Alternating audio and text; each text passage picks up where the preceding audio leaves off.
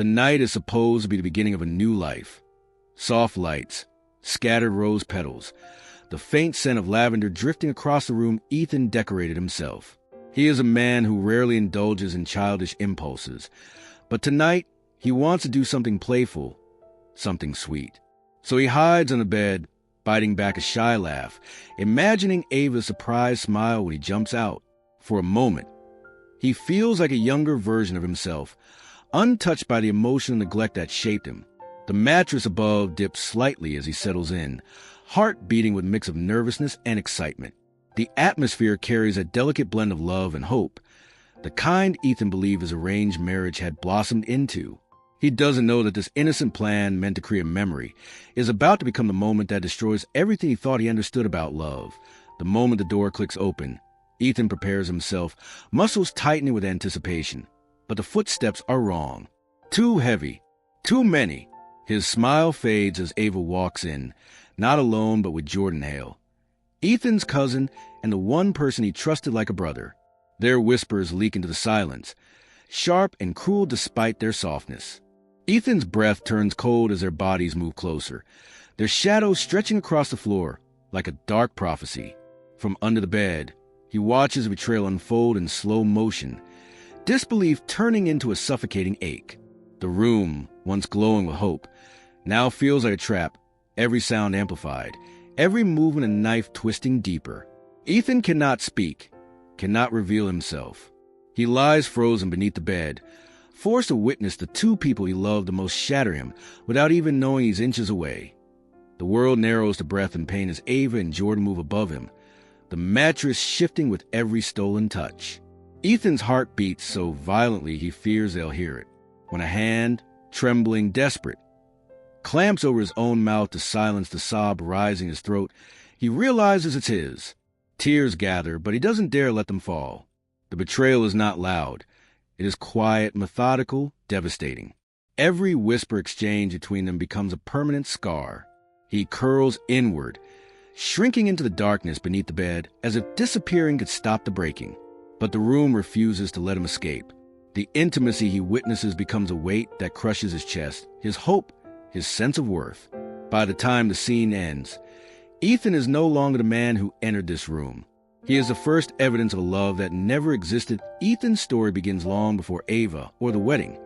It begins in a small, quiet home where survival meant loyalty and love was measured in sacrifices.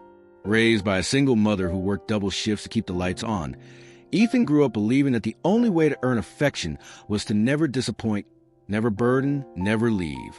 His mother's mantra, "Loyalty is love, Ethan," shaped him into a man who would rather break silently than risk hurting someone else. Meanwhile, Jordan, his charismatic cousin, was everything Ethan wasn't.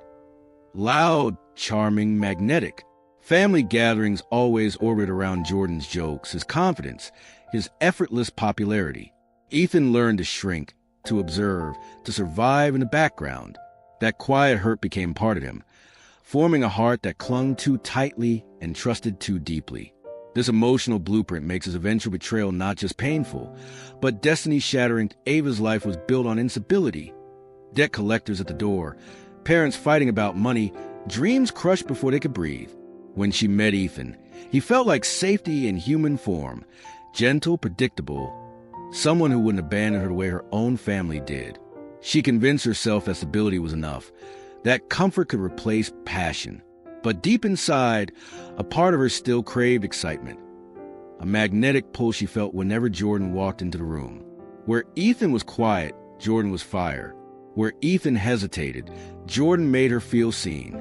The attraction was something she tried to bury, telling herself it was just admiration, just harmless energy. But it created cracks in her relationship long before the wedding. To her, Ethan became the safe choice, while Jordan remained the unresolved desire she never acknowledged aloud, even as it silently grew stronger between them. The 2-year relationship seemed calm on the surface. Dinner dates, polite conversations, predictable routines. But beneath it simmered a tension Ethan didn't have the courage to name. Jordan was always around, always teasing Ava, always finding excuses to help her with errands or drive her home. Ethan noticed the late-night messages, the The smirks exchanged during gatherings, the way Ava defended Jordan a little too quickly. His gut twisted more times than he could count, but he buried every instinct beneath loyalty and fear of abandonment. When Ava suddenly insisted on rushing the wedding, Ethan interpreted it as love, not urgency. Jordan's unusually quiet demeanor during his speech should have been a warning. Yet Ethan swallowed the unease, the dread. He felt that day wasn't random. It was a final vibration of truth he had ignored for far too long. Everything was already collapsing, he just hadn't seen it yet. When Ava steps out to freshen up, Ethan feels a split second of relief, thinking the nightmare is finally over. But it's only beginning. The room grows heavier as Jordan stays behind, pacing slowly, scanning the shadows with Predator's calm. Ethan tries to control his shaking breath, but terror has its own sound. Jordan kneels suddenly, lifts the bedsheet, and their eyes lock in a horrifying moment of exposure. Ethan freezes like a hunted animal. Jordan doesn't look shocked. He looks satisfied. His smirk widens, dripping with cruelty and victory. Leaning closer, Jordan whispers words designed to break a man from the inside. "You were never meant for her. You're the safety net. Ethan, I'm the desire." Every syllable cuts deeper than any physical wound. Jordan rises, unbothered, leaving Ethan trapped on the bed not just physically, but emotionally dismantled, stripped of dignity, stripped of illusions. The moment Jordan exits, Ethan crawls out from under bed like a man escaping a grave. His legs barely respond, trembling beneath him as his breath stumbles in broken gasps. The room stinks of betrayal, the mattress above still warm with the weight of their sin. He staggers toward the hallway, vision blurring, chest tightening until the world tilts and spins. The moment he crosses the doorway, Ethan collapses to his knees, vomiting violently onto the polished floor. His body rejects everything, the humiliation, the heartbreak, the truth. He presses his forehead to the cold tiles, shaking so hard he feels like he's coming apart piece by piece. This isn't just emotional pain, it's physical collapse. He realizes with devastating clarity that the wedding, the vows, the promises, all of it was a beautifully wrapped trap. He has married into a lie, been played by blood and love alike. When Ethan finally lifts his head, sweat cold on his forehead and tears dry on his cheeks, something inside him shifts, not from heartbreak, but from transformation. Rage and clarity weave together in a way he has never felt before. He sees the truth with brutal precision. Ava never loved him. She loved the stability he provided. Jordan never respected him. He envied what Ethan had. The entire marriage was a performance, a setup built on manipulation and convenience. But instead of confronting them blindly, Ethan chooses silence, strategic, poisonous silence. A plan begins forming in the ruins of his heart. If they believe he is weak, he will use that illusion. If they think he's broken, he will weaponize it. Tonight is no longer the night he lost everything. It becomes the night he starts collecting evidence, preparing to destroy them both at the exact moment it will hurt most. Ethan returns to daily life like a ghost wearing his own skin. Every morning, he wakes beside Ava's carefully curated smile, a smile that doesn't reach her eyes anymore. By day, she behaves like the perfect newlywed, cooking breakfast, asking about his work, touching his shoulder as if affection still belongs between them. But at night, her warmth evaporates. She sleeps early, turns her phone face down, and withdraws into cold silence that feels heavier than any argument. Ethan sees her guilt in the way her hands tremble when she thinks he isn't watching, in how she jumps at every unexpected sound, in the long pauses before she answers simple questions. She is unraveling, slowly dissolving under the weight of secrets she can't control. Yet Ethan keeps his face blank, gentle, unchanged, the loyal husband. Inside, however, he is sharpening every moment into a weapon she cannot see coming. Jordan, drunk on arrogance and the thrill of getting away with betrayal, begins invading Ethan's professional world. He shows up at Ethan's office unannounced, placing a hand on his shoulder as though he owns him. "Let me mentor you," he says, masking poison with charm. Every conversation drips with subtle insults. Comments about Ethan's lack of confidence, jokes about her being too soft, backhanded compliments designed to make him feel small. He praises Ava excessively, planting seeds of humiliation right in Ethan's presence. But Jordan makes one fatal mistake. He believes Ethan is still the same quiet, harmless man he once overshadowed. He doesn't notice the new coldness in Ethan's gaze, the precision with which Ethan absorbs every word, every gesture. Jordan is feeding his own downfall without realizing it, mistaking Ethan's silence for weakness when in truth, it is a silence of storm preparing to strike, that Ethan's transformation is invisible to those who underestimate him. The moment he returns home each day, he slips into calculated mode, organizing files, recording timestamps, discreetly installing legal surveillance cameras in shared living spaces, capturing the truth piece by devastating piece. He screens Ava's messages, logs her late-night calls, photographs receipts she tries to hide. Meanwhile, he constructs a 4-layered retaliation plan, a divorce strategy airtight with evidence, a financial strike to protect everything she once sought to gain, a reputation exposure map showing exactly where and when the truth will detonate, and a legal trap that closes the moment they make one mistake too many. Ava and Jordan grow sloppier, careless in their desire and arrogance. Their affair becomes reckless, almost taunting fate. But Ethan walks among them like ice, calm, polite, emotionally distant. Inside, he is a furnace ready to ignite at the perfect moment. The evening begins with an atmosphere so warm it feels almost unreal. Clinking glasses, soft chatter, decorative candles flickering across a perfectly arranged dining table. Ava arrives glowing with hope, convinced that Ethan has finally returned to the version of himself she can control. Jordan, dressed in smug confidence, moves through the room like a man who believes he's untouchable. Both families gather with genuine joy, grateful to see the young couple celebrating their 6-month anniversary. Ethan, however, is the calmest person in the room, an unsettling stillness wrapped inside polite smiles. When he stands and announces that he prepared a short slideshow of memories, everyone applauds, unaware that they are seconds from witnessing their world collapse. The lights dim, the projector hums, and sweet photos begin to play. Ava's eyes soften. Jordan grins. No one suspects that Ethan's silence has been sharpening into a blade. Halfway through the slideshow, the room darkens as the screen flickers, a sudden static glitch that silences conversation instantly. Then the audio begins. The soft, unmistakable whispers of Ava and Jordan from the wedding night fill the room, followed by their silhouettes moving in the dim light of the marital bedroom. Gasps explode from every corner of the table. Ava's face drains of color as if blood itself abandons her. Jordan shoots up from his chair, stuttering excuses no one can hear over the sound of their betrayal echoing through the speakers. Mothers weep. Fathers stare in disbelief. Cousins cover their mouths, unable to process the cruelty of what they're witnessing. The room transforms from a celebration into a battlefield.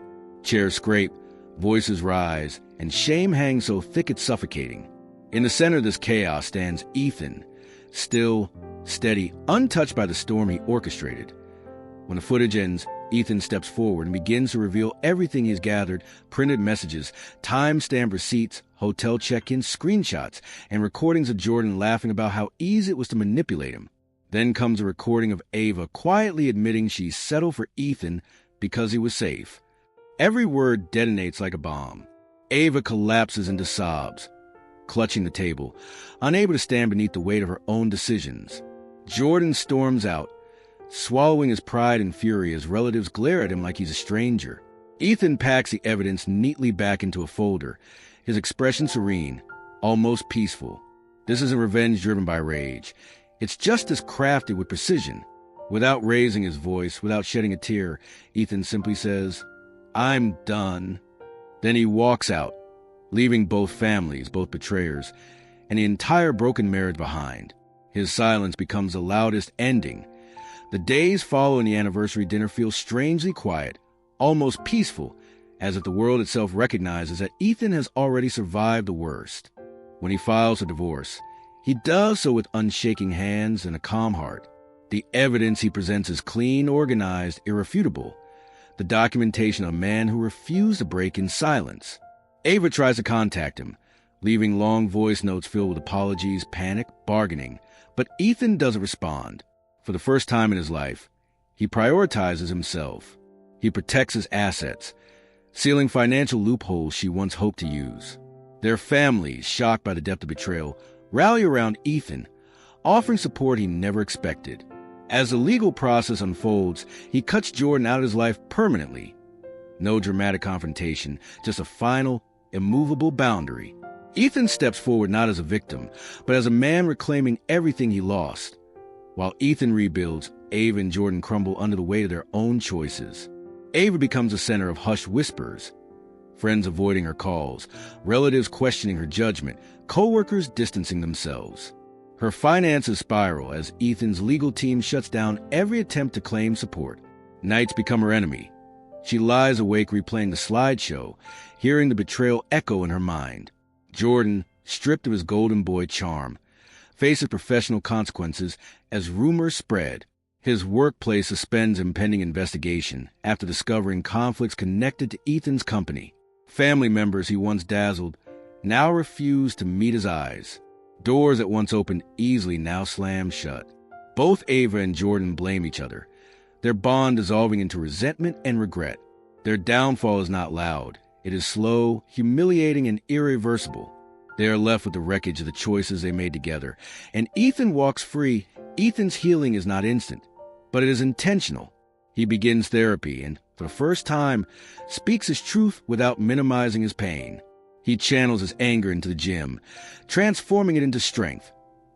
Every rep helps dissolve the shadows Jordan and Ava left behind. His confidence grows slowly but steadily, grounding him in a healthier sense of self. At work, he thrives, taking leadership roles, pitching bold ideas, earning respect not to being the quiet one, but the resilient one. His nights are calmer now, filled with books, music, and moments where he finally breathes without heaviness. The mirror begins to reflect a man who is sharper, stronger, and wiser. Ethan learns that trauma does not define you. How you rebuild from it does. His story becomes a reminder that some endings are not tragedies. They are rebirths from betrayal. Ethan rises into the man he was always meant to be 6 months later. The world feels different to Ethan.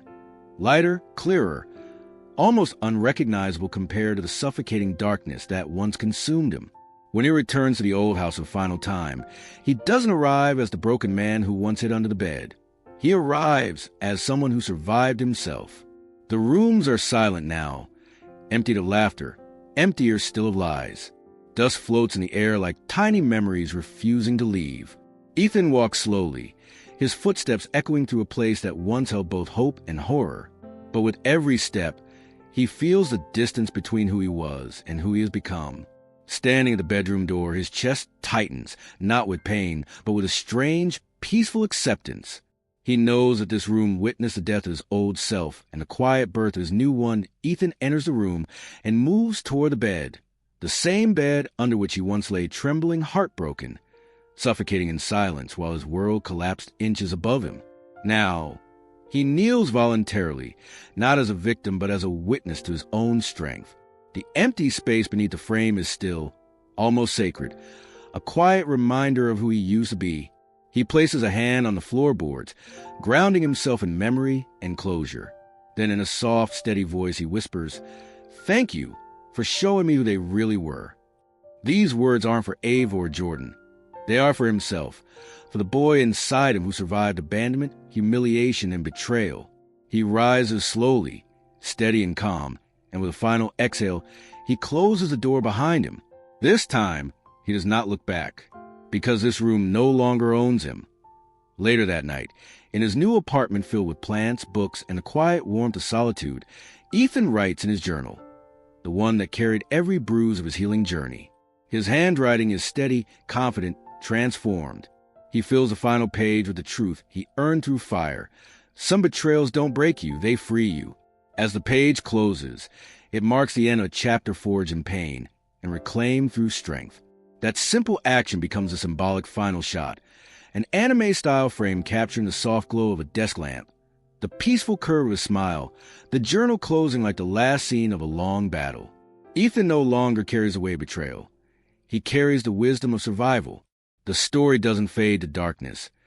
It fades into light because he walks forward with nothing holding him down.